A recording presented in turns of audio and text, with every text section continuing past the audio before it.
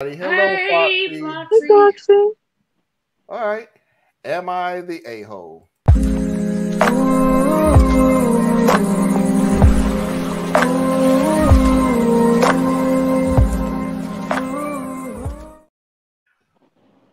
Okay.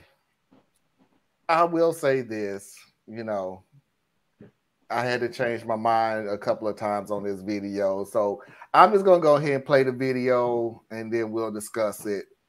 And I'll tell you exactly how I started changing my mind. I have 3 kids, Michelle, who's 7, Juliet, who's 6, and Leo, who's 2. Michelle's in 1st grade, and Juliet is in kindergarten at our local public school. Juliet, however, is very gifted. She came into kindergarten reading chapter books and was doing math at a 2nd grade level. She's obviously doing great academically, but struggles socially at her school for a couple of reasons. Firstly, she doesn't understand that other people's brains don't work like hers, and she tends to get frustrated when people take a bit longer to figure things out. Second, she's just a huge bookworm and would rather spend recess reading instead of playing with the other kids. Then she gets upset that she can't talk about her books with them. I was recently called into a meeting about Juliet with her teacher, the principal of her school, and the superintendent. They basically said that they don't have the resources to support Juliet in her school or any of the schools in this district. But there is a school 2 towns over specifically for gifted students from 1st to 10th grade.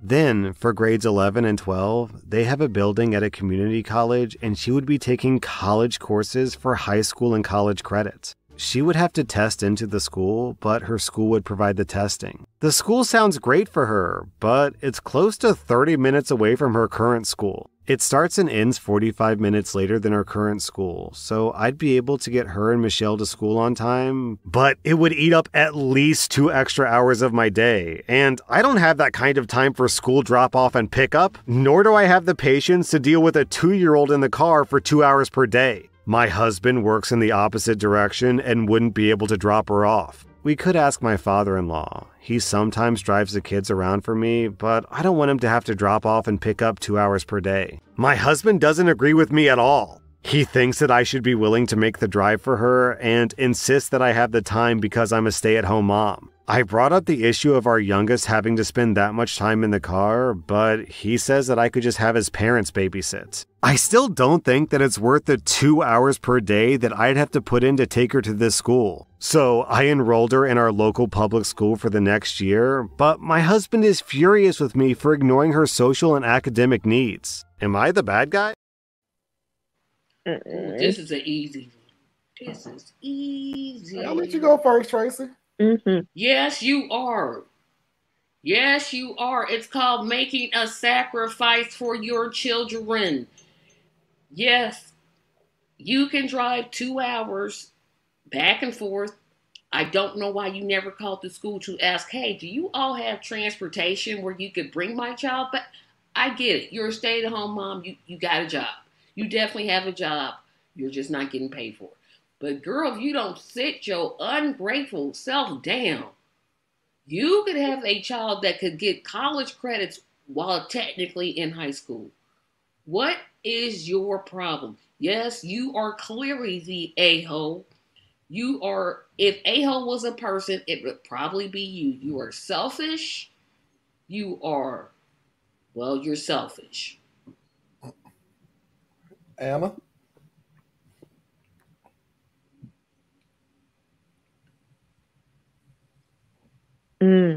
Would I go as far as to call her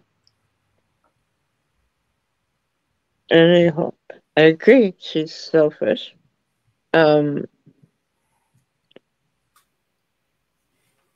you don't seem to understand the difference between schools that have all of the art programs, all of the books, all kinds of different classes that you can offer when your budget is higher. Yeah, it's called a sacrifice.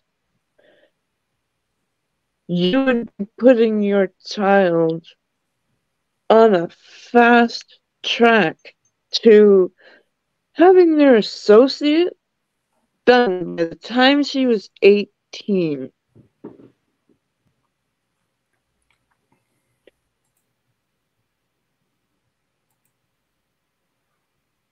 I understand it's going to be hard. You might have to ask for help. Yep. But yes, make some inquiries. There might be some transportation that you don't know about.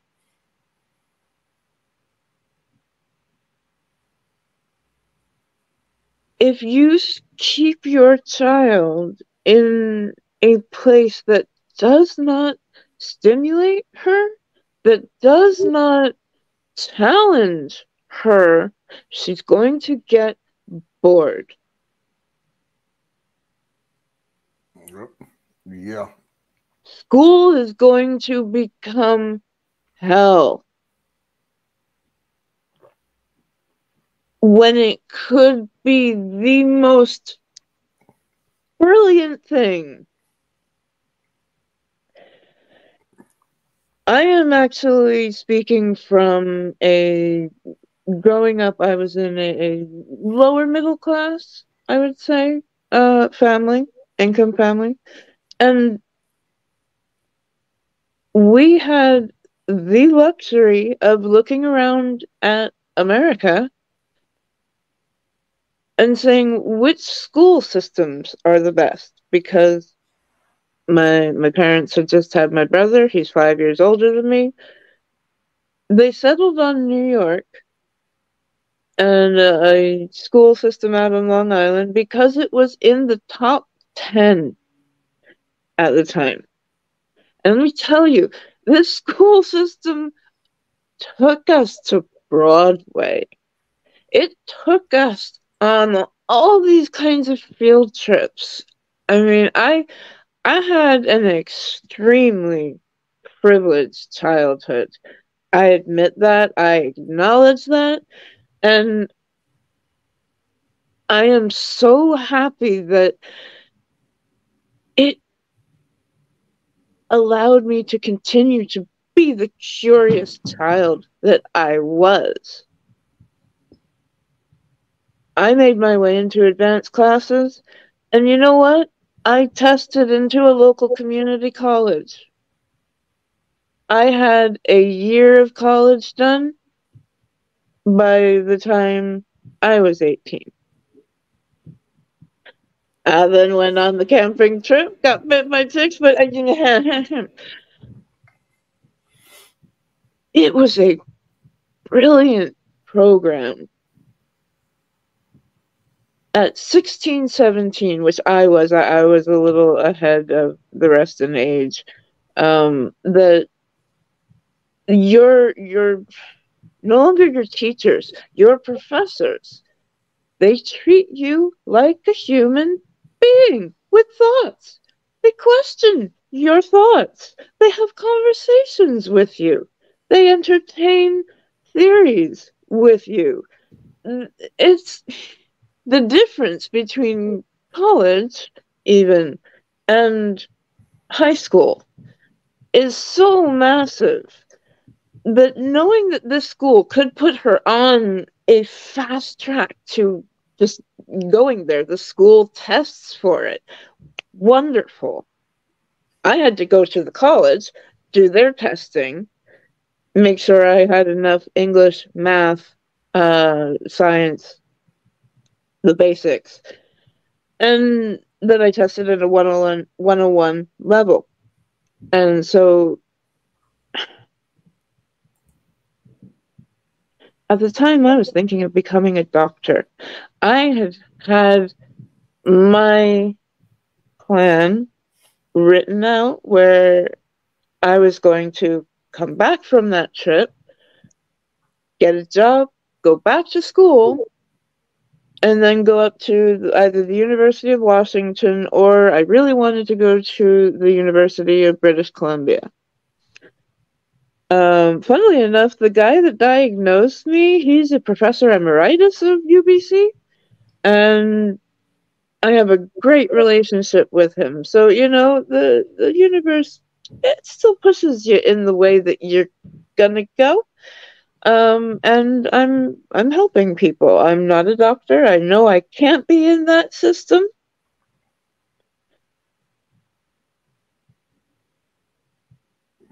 But having those classes, having those chances, having people that believed in me, backed me up, it opened up a world of possibilities. I had scholarships, y'all. I could have.